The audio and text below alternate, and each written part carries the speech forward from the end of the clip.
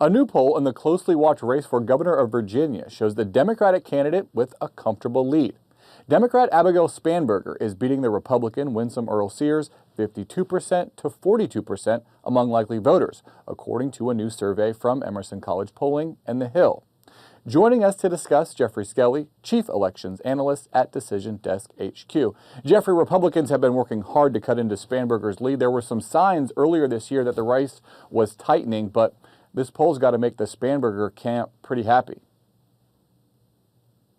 Yeah, so this poll is maybe slightly better than the average would sort of point to when it comes to Spanberger's margin, but Spanberger has led throughout. I mean, coming into this, she's up by about 7 percentage points in Decision Desk HQ's polling average for Virginia, but she has led by, in most polls, by higher single digits, even up to 10, 11 percentage points across the board. And while there have been a few polls that have shown it closer, there have been no polls that have shown Earle-Sears ahead.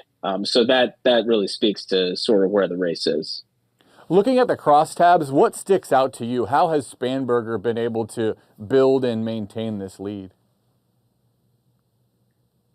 Right. So, I think if you look at groups where you would expect a Republican to be leading or doing better, say among men, the race is basically about even between the two of them. And so you see, for instance, when you look at like race and ethnicity, Spanberger performing well among Black voters, which is a very important part of the Democratic base. Whereas we saw in some recent polling in New Jersey that Mikey Sherrill, the Democratic nominee there, may not be performing as well with that important part of her party's base. Spanberger is performing well with them. So I think it's sort of, if you look across the board at a lot of different crosstabs, Spanberger is doing well. She's doing better than, say Kamala Harris did in 2024, which makes sense if she's up by 10 in this poll and Harris won by 6 in 2024 in Virginia. Yeah, I wanted to drill down on that lead sheet that Spanberger has among male voters. It's interesting because, Republicans have had success in recent elections by overperforming among men. It strikes me because Spanberger has been kind of flooding the airwaves with these ads that focus on her law enforcement background. The ads show her kind of on the ground with a gun in her hand. Do you think that your poll shows that messaging is working? I mean, it is possible that messaging is part of why she is finding success. Spanberger has a lot of experience running in close competitive races, and perhaps her background as a CIA agent, national security background, plays better with that constituency. I will say she also has a huge ad spending advantage. Ad Impact had some numbers on this the other day. It was about 30 million to 10 million. And in terms of just overall fundraising, Spanberger has basically the widest gap in recent history, something like 37 to 18 million in terms of total fundraising, according to Virginia Public Access Project. So you're talking about a very large ad spending and monetary advantage for Spanberger to use to sort of build up and maintain a lead. What do you make of the lead that she's built among young voters and independents? I mean, I think you can look at that as part of what's going on with the overall electoral climate. I mean, look, in this poll, President Trump's approval rating is well underwater. His approval is 42%. Disapproval is notably above 50%. And so if you're thinking about that kind of environment, independent voters who may be tuned into this race, who are likely to vote, are probably independents who, to begin with, are maybe a little more Democratic leaning because they're more likely to be sort of tuned in with a Republican president in office and angrier and more likely to show up to vote. We see this in midterms too. And when it comes to young voters, again, it may be sort of which young voters are most tuned in to an off-year election.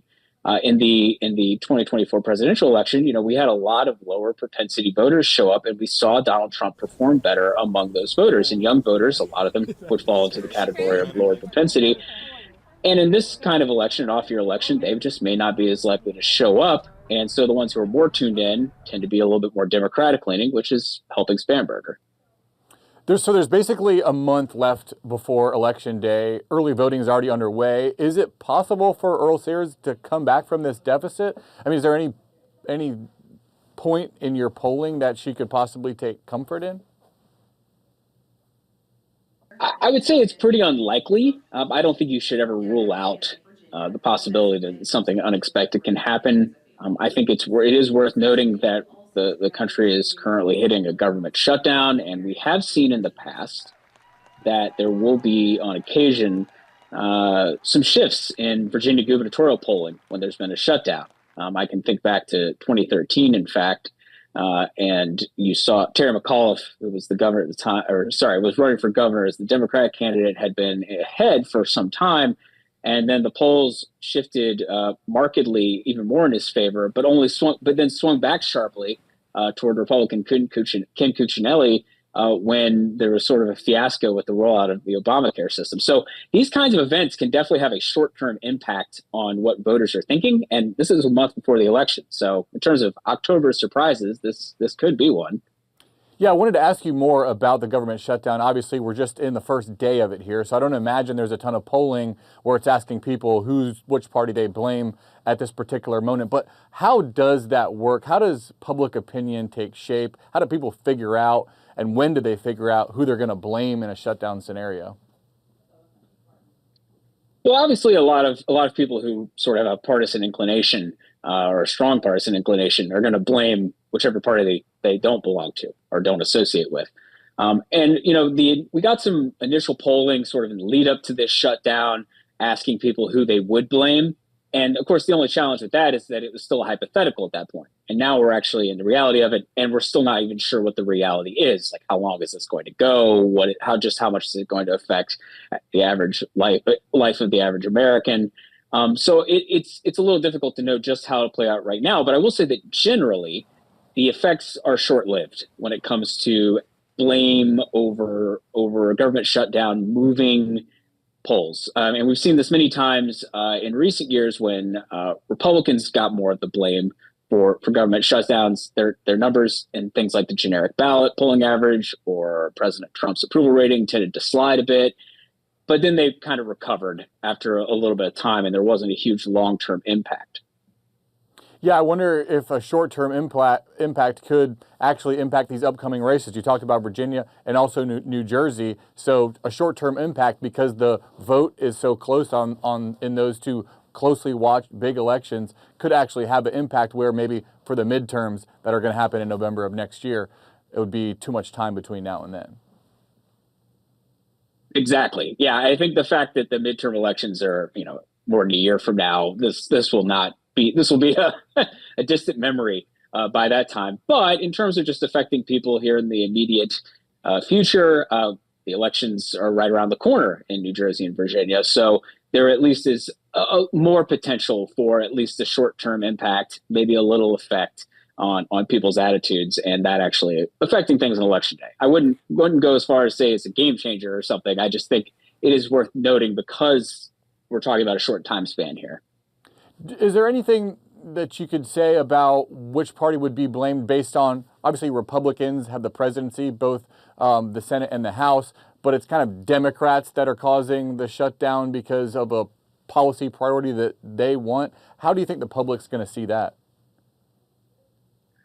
Well, this is, again, where the sort of initial polling that we've seen on this prior to the shutdown, it really depended on how you asked the question. And if you included a possible response where people would blame both parties, a significant chunk, at least a third in one poll I saw, said they'd blame both parties, and then slightly more would blame the GOP than the Democrats. And this is where it's tougher when we're actually getting into the thing to know how it'll play out, because a lot may depend on the messaging that the two parties use and how they talk about the issues. And so I think in the grand scheme of things, because things are so divided in the country, that it will be, again, it's a short-term effect. So if one party gets blamed more, their numbers will suffer a little bit, but it, again, won't last that long in the grand scheme of things. I guess that's assuming we ever get out of this government shutdown, which I guess we'll have to. True. Fair point. we'll have to wait and see. Yeah, I mean, the longer it goes, the more greater reaction people might have, the more affected they might be by it. And then if one party does get more of the blame, perhaps that does have a little bit of a longer term effect than we're used to seeing. especially if it ends up impacting the economy more broadly in a longer-term shutdown scenario. Thanks for all your insight, Geoffrey Skelley. Really appreciate it. Chief Elections Analyst at Decision Desk HQ. Until next time, thanks a lot, my friend. Thanks for having me.